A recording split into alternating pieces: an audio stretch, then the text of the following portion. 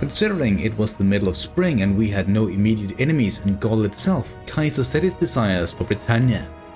But if he were to travel all the way over there, he would have to bribe yet another politician to his side.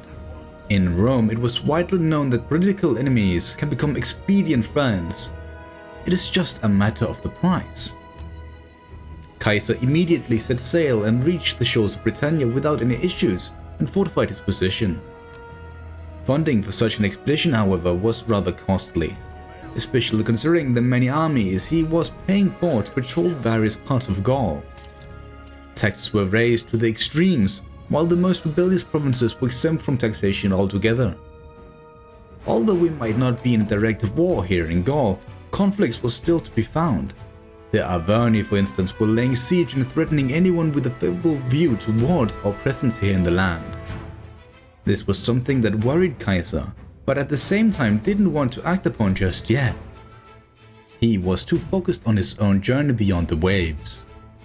Second thoughts were no good here, as one of the Britannic tribes had set their ships to block the way back home. Forward was the only choice, and as such Caesar deployed his troops in a wedge formation to fully embody the forward mentality. Artillery was blasting through the enemy center, meaning once our own infantry advanced, they would be able to cut their way through. Our veterans reinforced the flanks while our cavalry maneuvered through the enemy backline to strike from behind. Surely the Britons had never seen such ferocious fighting before. Through this battle, Caesar established a foothold on these isles from where he would lead his expedition. Considering his desperate need for funding, the legion was permitted to loot and steal anything of value. Of course, with the notion of rebuilding this village with Roman architecture in the future. The locals tried to counterattack but failed miserably. Rome was here to stay.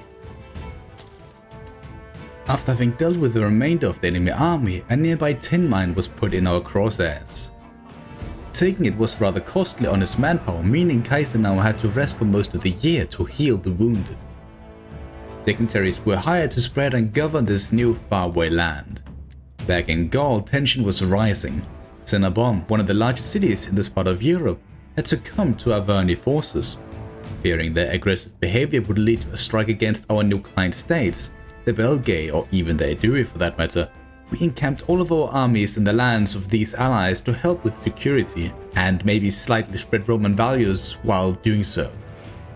Don't get me wrong here, we are not actually trying to eradicate an entire culture. As a matter of fact, we were actually making archives containing all of the memories and methods of how to do various crafts in our libraries from these cultures. After weeks in this standoff, an undocumented event led to an all-out war between Rome and the rest of Gaul. Of course, Caesar claimed it was the heinous crimes from the Arverni that initiated the war, but in truth, facts were lackluster and Caesar wasn't necessarily trustworthy in his recollections.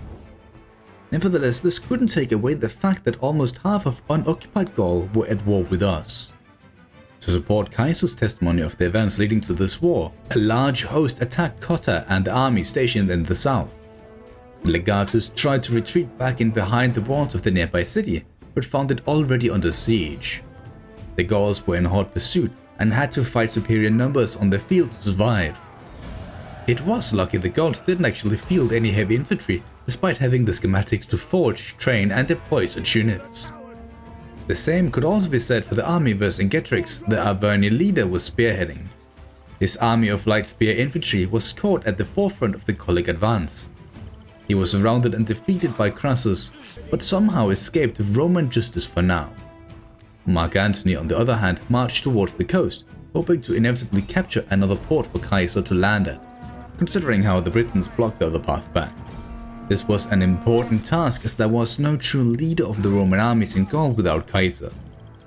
Everyone had their own opinions on how to win this war and rarely anyone agreed, leading to a heavy stagnation throughout the entire front line, top to toe.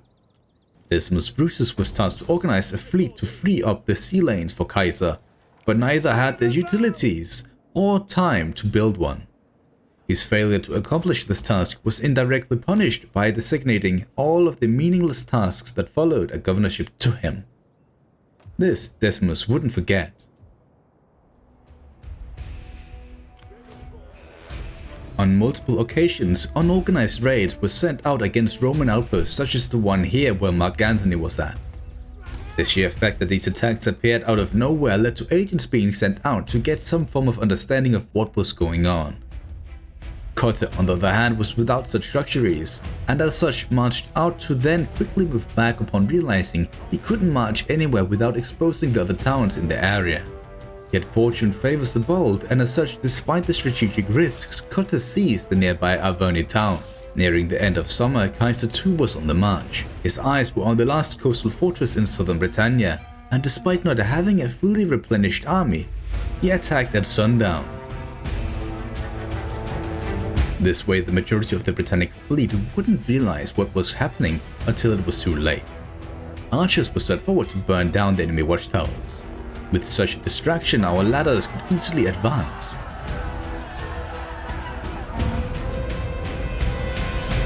In the chaos, skirmisher units are laid out, allowing our cavalry to smite them down. On the left side of the battlefield, our artillery blasted a massive hole in the walls. Roads were quite limited in this part of the city, meaning we easily could send forward our infantry to take control of our breach before the enemy could react. Our cavalry took advantage of this gap as well, rushing into the darkened streets. However, somehow, most likely due to the shouting and fires that burned everywhere, the British Marines were notified about the attack and thus were now flooding towards the battlefield. Our cavalry was forced back with only a single unit of our most experienced troops holding off this unexpected onslaught. The rest of our troops stormed into the flanks of the defenders of the walls, helping to break through. The Britons scrambled to form a defensive line further inside the city, but didn't have the men to withstand our legionnaires. Caesar had successfully laid waste and looted all of southern Britannia. With this victory, the Britannic fleet that kept Caesar from sailing back was destroyed, and he could finally return home.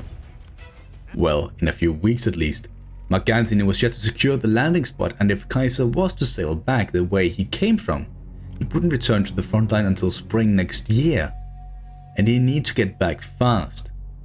Crassus was tired of waiting around and thus laid siege, sacked, and then yet again looted Cenabum and then finally occupied in the end. Cotta too was on the offensive in the south, going toe-to-toe with insurmountable odds. He was fighting a war going back and forth with rebellions sporadically rising to cause trouble.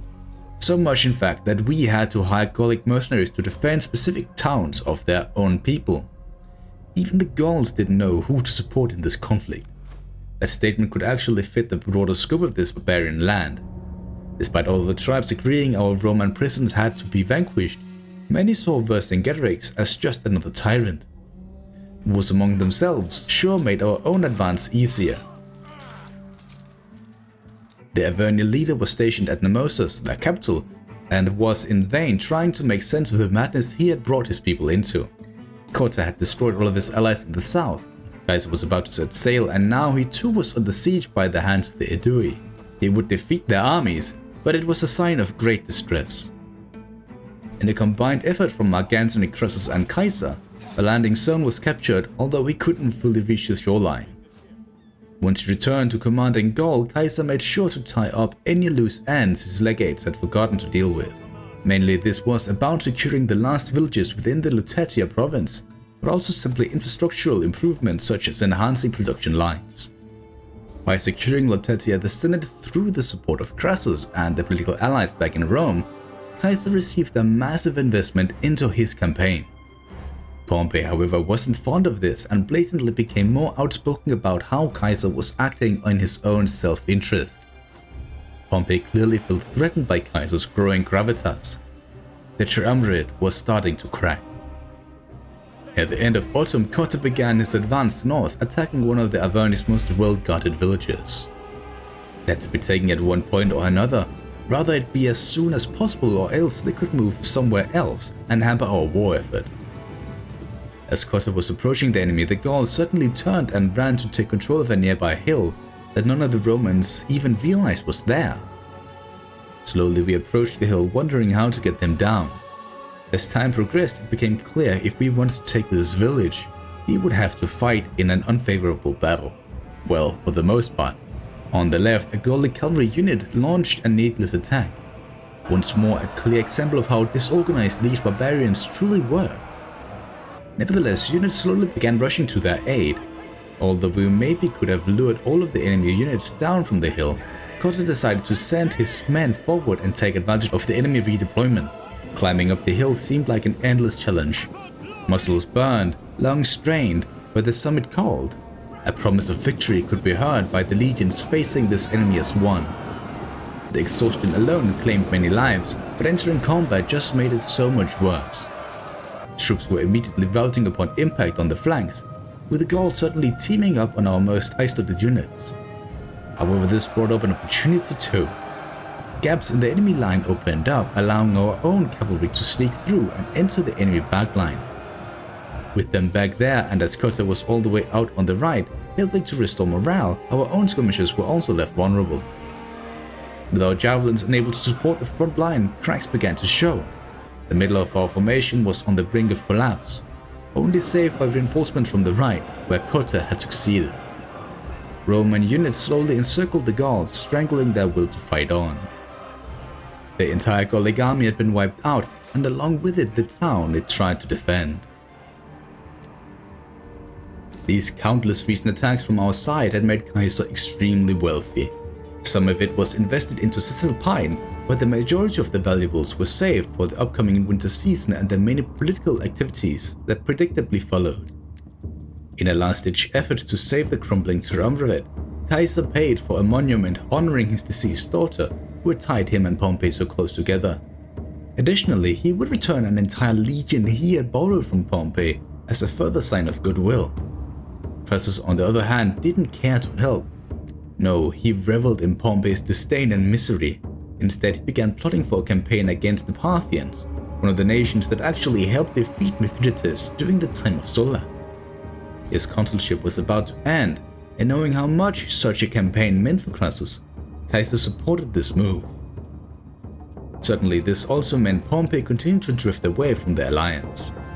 Publius Crassus the Legatus, who for so long had served as scout commander and proven himself as a capable leader here in Gaul, was called to the side of his father and would follow him into his campaign in Parthia. This winter must have been exceptionally challenging for the Gallic tribes. Many of the local tribes, all the way out in Aremorica, had finally had enough. Being some of the many tribes stuck in all of this infighting, both the two of them, including the Macedonians down in Transalpine, became client states of ours. They were now all under Roman protection. Only a small portion of tribes were yet to submit. The rest of the winter was spent on planning to upgrade our equipment and honoring the brave men who had fallen in this war and still fought for our cause.